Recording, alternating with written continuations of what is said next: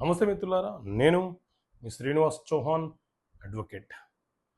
Death versus civil death అంటే ఏంటి? వీటి మధ్య తేడాలేంటి? డెత్ అంటే ఎవరైనా ఒక వ్యక్తి అనారోగ్యం పాలయ్యో, ఆకస్మికంగానో, వయసు రీత్యనో, వృద్ధాప్యం రీత్యనో ఏదో ఒక రకంగా సాధారణంగా మరణిస్తే దానిని మనము డెత్ అని పిలుస్తుంటాం. అలా మరణించిన సందర్భాలలో అతనికి సంబంధించి ఒక డెత్ సర్టిఫికేట్ మనము ప్రభుత్వ అధికారుల నుంచి పొందుతాము.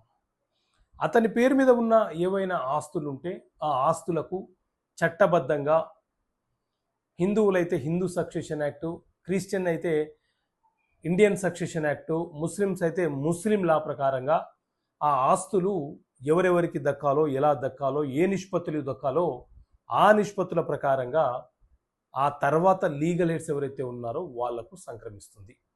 ఇది చట్ట ప్రకారంగా జరిగే ఒక చర్య.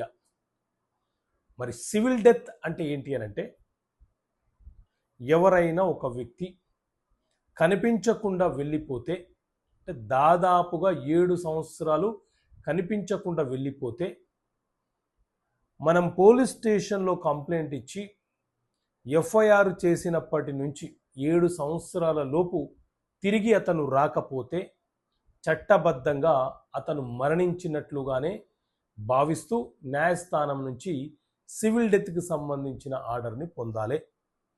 అలా సివిల్ డెత్ నుంచి ఆర్డర్ని పొందిన తర్వాత అతని పేరు మీద ఉన్నటువంటి ఆస్తులు ఏవైతే ఉన్నాయో ఆ ఆస్తులను చట్టబద్ధంగా మార్పిడి చేసుకునే వెసులుబాటు లీగల్ ఎయిర్లకు ఉంటుంది.